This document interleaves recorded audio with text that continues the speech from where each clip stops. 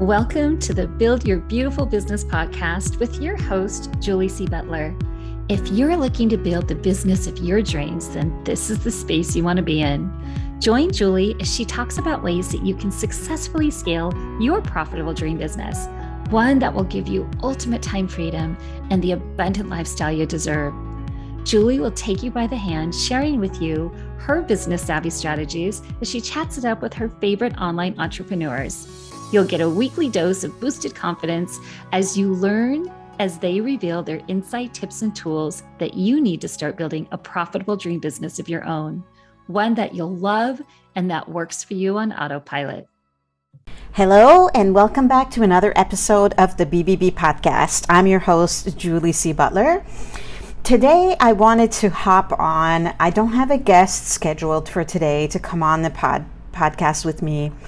So I wanted to hop on and address something funny, actually. And this kind of happened because some of the people in my life, my friends, my family, they don't know how I make money. And so I wanted to clarify, I wanted to not clear, but I guess I wanted to kind of explain how I make my money and how you can make your money too. And sometimes that just stems from doing something, talking about something that you are super passionate about talking about, but also getting paid to do it. Whatever that thing is for you, what you can conceive, what you think in your mind, oh my God, I could never make money doing that. Well, you can. And if that's what you truly desire, then you should. So I started my business about 15 years ago, maybe more now. It's maybe more like 15, more like 17. So what happened was I used to be a travel agent, and I fell in love with photography through my travels. I used to travel all over the world with my best friend, Natalie. We were travel agents, and we used to get these really amazing deals. They were called familiarization trip, FAM trip, familiarization agent. I don't even know if that's the definition for it. But anyways, we called them FAM trip. And the work where we used to work, they would give us an allowance once a year to go on this trip and explore kind of like where you were going so that we would be able to come back and advise our clients, right? So long story short, I was a travel agent for 10 years and we traveled a lot. I've been to China, Australia, Italy, Tunisia, Portugal, Amsterdam, Argentina, all over the United States. I've even been to Iqaluit like in a day. That was so cool. And I've just Australia. I've just traveled the world and a lot of these trips I did with my friend. And so what happened was that when we were in Australia back in 2000, so we went to China in 2002, and then Australia, I believe, was 2003. And we had I swear to God, we had 20 rolls of film each, if not more. So we just loved taking pictures, and we took so many pictures in Australia. It was, first of all, it was such an amazing trip. But when we came back, we developed, remember the days, you bring your rolls of film to the, photo lab, and you cannot wait, you have to wait a week before you can see your pictures, right?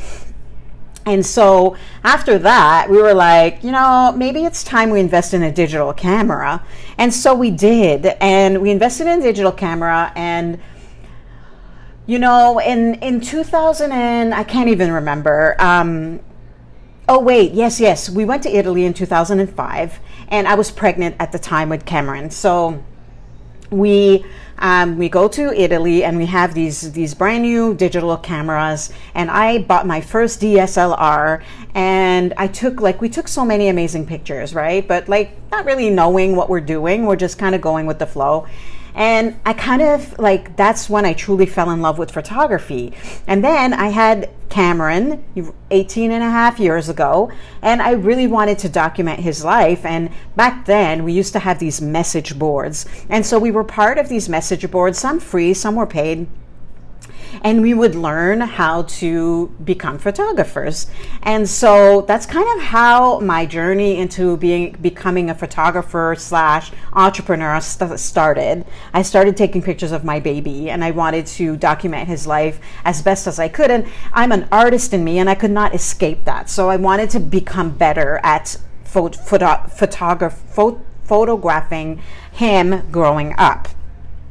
So fast forward to like a year or two, and I was 2007, right? Facebook. I joined Facebook, and I was sharing some of my images, and people are like, "Oh my God, you are so good. You should do it for other people." And I'm like, "What? Really?" So I did. And so in 2007, I started, I had like a blog / website. It was really bad, but it worked. And I became a photographer. And by 2008, I had Noah. And by now I'm photographing families and, all that good stuff. And then when I was pregnant with Noah, I was chatting with this photographer, and he was like, would you second shoot with me? Your work is really good. And he was meaning an engagement session. And so I said, I would love to. And so I second shot with him. I photographed with him his clients, and I absolutely loved it. And so fast forward a little bit more, in 2010, in 2009, I started shooting weddings, and by 2010, I was busy enough that I could quit my government job and become a full-time photographer, shooting, I think I had 26 weddings in 2010. And I became a booked out wedding photographer.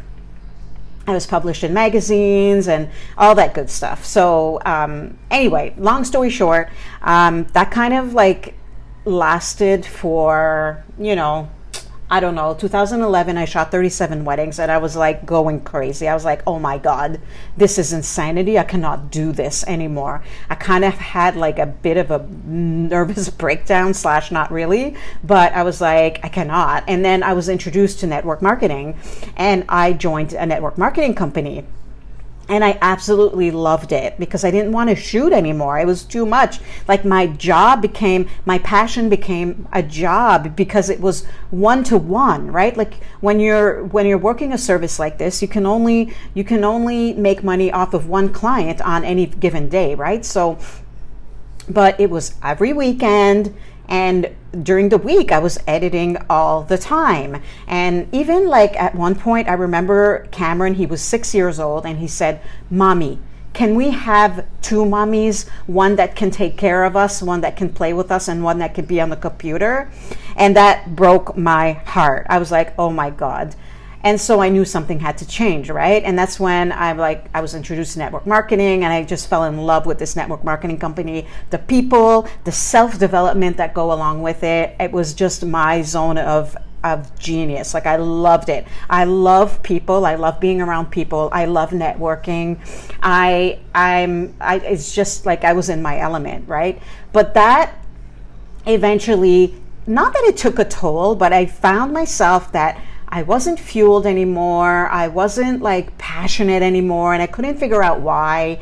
And, I tell a little bit of this story in the first episode of this podcast ever, but I'm an artist at heart, right? And that was calling me back. It was calling me back, and I was like, okay, you know what? So I started photographing. I'm sorry if I can't say this properly because I'm French, and that's what comes out when I try to say photographing. When I started photographing people again, I started photographing women entrepreneurs in their zone of genius. And I was in love with that. I felt absolutely in love with that. And a year or two went by, and I'm like, okay, now that I've done network marketing, I know that, that is a global business, and how can I have a global business? And that's when the stock photo membership came out from. So I created a stock photo membership that I could sell online to everybody in the world. How amazing, right?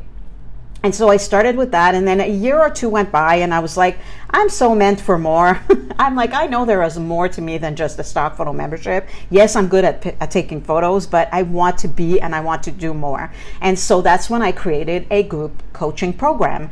it's more of a group program, but basically I have this course, if you want to call it a course, and it's a 90-day program. However, it can be less or it can be more because all of our lives are different. So we can take it at our own pace, or we can just dive in and set the whole thing up.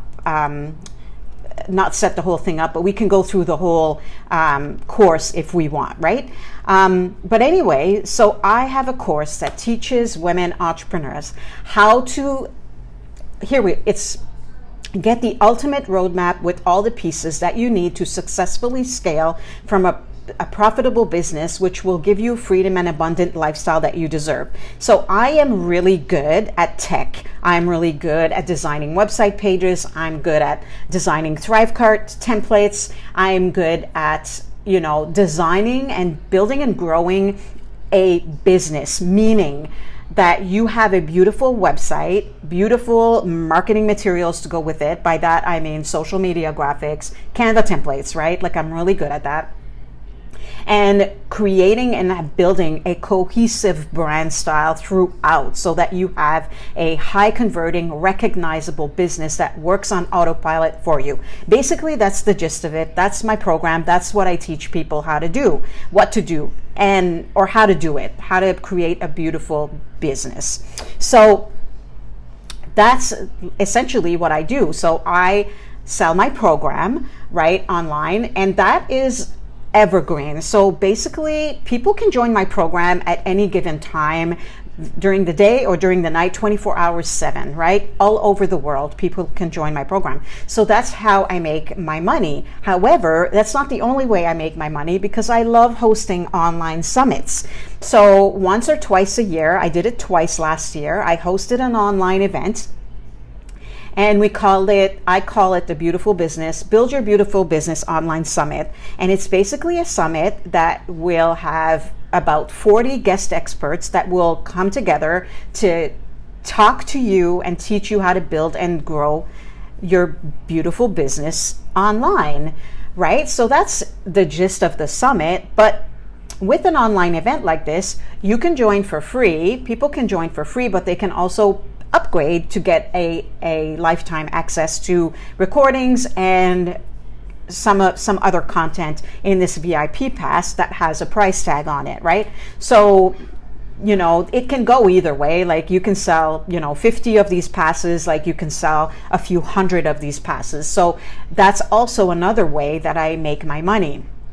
And another way that I make my money is that I also am really good and passionate about Thrivecart, and I love designing checkout pages for Thrivecart. Now, if you don't know what Thrivecart is, it's a software that I use to create checkouts, so basically to get paid. And this is where all my courses are housed. So all my courses are inside of this software called Thrivecart.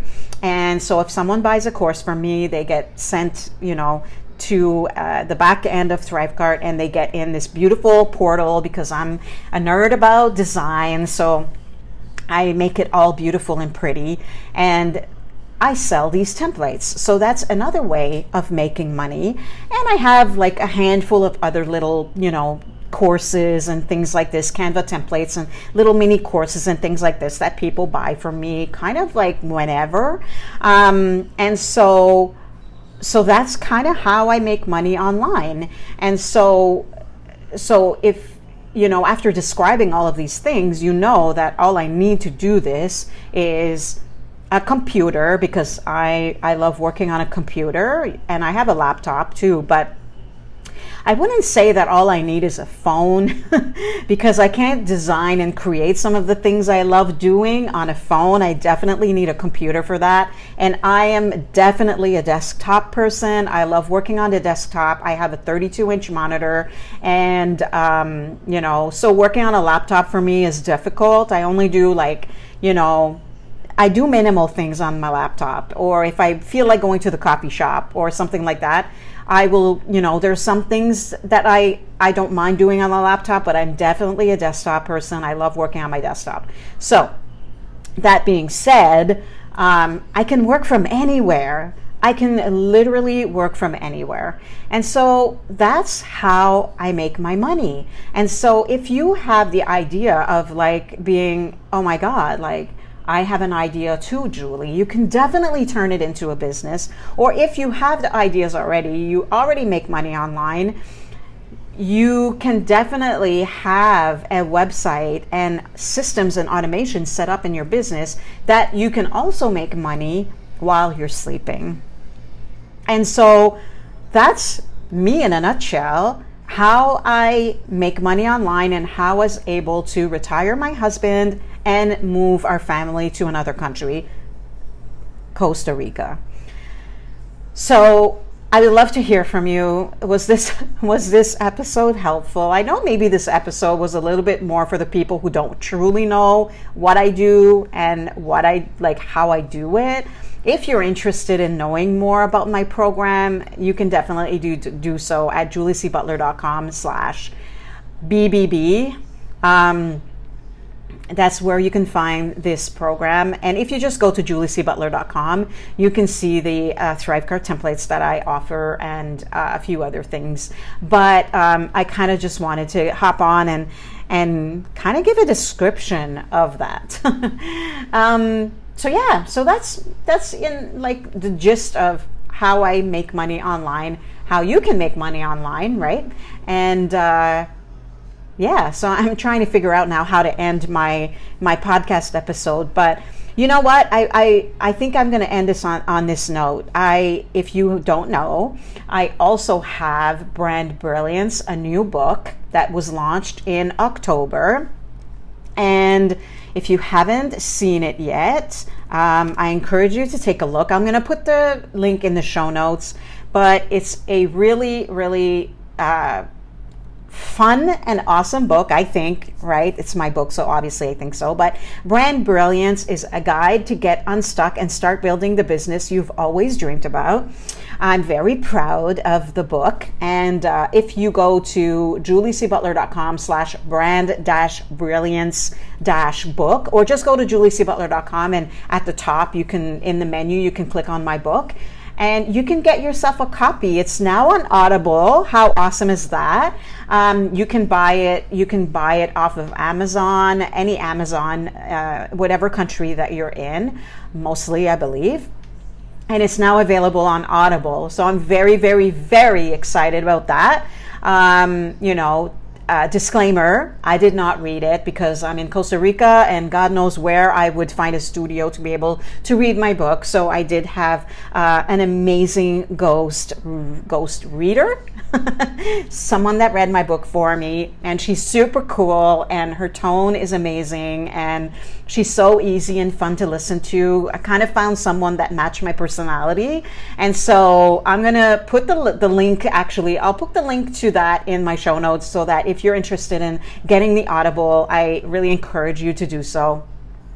And so, if you have any questions about anything, if you bought my book or if you have a copy of it, I would love for you to leave a review on Amazon, or even send me a message and let me know, because, testimonials are they're like gold. And I love being able to add them to my website book page. And, testimonials, reviews, they help our Amazon. They help us get seen. And I think that my book can help a lot of people. And so I'm hoping that you'll do me a solid and give me a review. So I leave you with this, and I hope that it was a kind of like a weird episode, but I felt called to record it. And so I hope that, I'm not sure if it was helpful for you, or if now you have a better idea of what I do, who I am. I guess you could call me a branding coach / author. And I love supporting you to scale your business foundation and create a cohesive brand so that you can build a life of freedom and abundance. So I leave you with that. Thank you so much for listening, and I will talk to you in the next episode. I hope you enjoyed this episode of the Build Your Beautiful Business podcast. If you did, please make sure to subscribe, rate, and review the show on Apple Podcasts or Spotify. Julie's included a link in the shows to make it nice and easy for you. And if you want to create a beautiful, profitable business of your own, make sure to go unlock your access to Julie's 6 must-have resources for female entrepreneurs. These resources will help you build and grow your business with simplicity and ease. You can find them at juliecbutler.com/freebie vault. We'll see you in the next episode.